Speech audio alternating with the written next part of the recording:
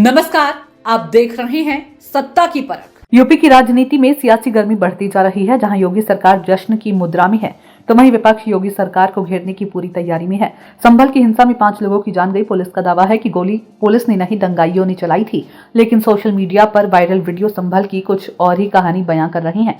संभल हिंसा की ground report के लिए कांग्रेस नेता राहुल गांधी और समाजवादी पार्टी अध्यक्ष अखिलेश यादव के जल्द ही संभल जाने की संभावना है। राहुल के जाने के बारे में सांसद इमरान मसूद ने संकेत दिया, तो वहीं अखिलेश यादव ने भी संभल जाने का ऐलान कर दिया है। पहले वहां पर सपा का प्रतिनिधिमंडल जाने वाला था। राहुल ने भी घटना को लेकर योगी सरकार और प्रशासन पर गंभीर सवाल खड़े किए थे। संभल जामा मस्जिद ऐतिहासिक रिपोर्टों के अनुसार मस्जिद का निर्माण दिसंबर 1526 में बाबर के विश्वास पात्र सिपाह सालार हिंदू बेग कुचिन की देखरेख में किया गया था। इसकी स्थापत्य शैली उस दौर के विकसित हो रहे मुगल डिजाइन को दर्शाती है, जिसमें एक बड़ा चौकोर हॉल और बीच में एक गुंबद है। मस्जिद के अंदर फारसी शिलालेख इसकी मुगल उत्पत्ति की पुष्टि करते हैं। हालांकि कुछ इतिहासकारों का दावा है कि इसके निर्माण में पहले से मौजूद हिंदू मंदिरों के अवशेषों को शामिल किया गया था। संभल खुद हिंदुओं के लिए धार्मिक महत्व रखता है, क्योंकि यह विष्णु के 10वें और अंतिम अवतार कल्कि का कथित जन्म स्थान है। हिंदू शास्त्रों के अनुसार कल्कि कलयुग को समाप्त करने के लिए संभल में प्रकट होने वाले हैं। इस साल की शुरुआत में प्रधानमंत्री नरेंद्र मोदी ने भव्य कल्कि धाम का शिलान्यास किया था और राम राष्ट्र का आह्वान और दावा किया कि कल्कि का अवतार हजारों वर्षों के भविष्य का निर्धारण करेगा। उधर अखिलेश यादव ने भी योगी सरकार पर आरोप लगाते हुए कहा कि हम लोगों को संभल जाने से रोका गया है।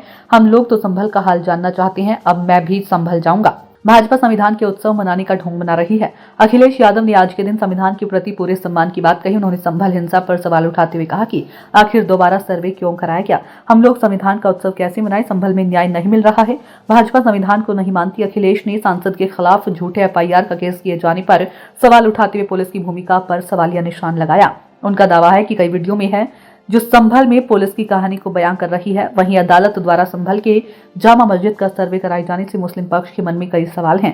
संभल के सांसद जियाउर रहमान बर्क ने कहा कि बाहरी लोगों ने याचिका डाली है और वे संभल का माहौल बिगाड़ना चाह रहे हैं। उन्होंने प्लेसेस ऑफ वर्शिप एक्ट का भी जिक्र किया, जिसके तहत ये व्यवस्था है कि देश में 1947 में मौजूद सभी धार्मिक स्थल उसी प्रकार रहेंगे जिस प्रकार वे थे।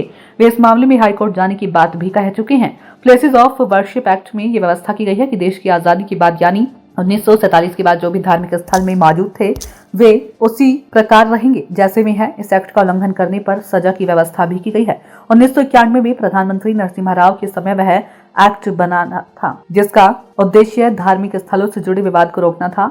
यह वह समय था जब राम मंदिर को निर्माण जोरों पर था। पुलिस और प्रशासन की कहानी में कई छेद हैं। सर्वे से पूर्व दोनों पक्षों के जिम्मेदार व्यक्तियों को समस्या के निदान के लिए आपसी समन्वय जरूरी था, लेकिन ऐसा नहीं हो पाया और एक गलती ने बड़ी घटना को अंजाम दे दिया। सत्ता की परख के लिए अवधेश कुमार सिंह की ये रिपोर्ट।